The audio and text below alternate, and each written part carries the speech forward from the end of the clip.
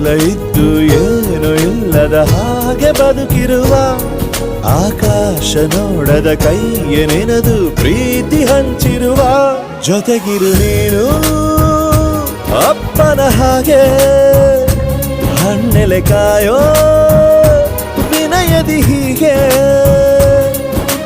ನಿನ್ನನು ಪಡೆದ ನಾವು ಪುನೀತ ಬಾಳು ನಗು ನಗುತ್ತಾ ಬೊಂಬೆ ಹೇಳುತ್ತೈತೆ ಮತ್ತೆ ಹೇಳುತ್ತೈತೆ ನೀನೇ ರಾಜಕುಮಾರ.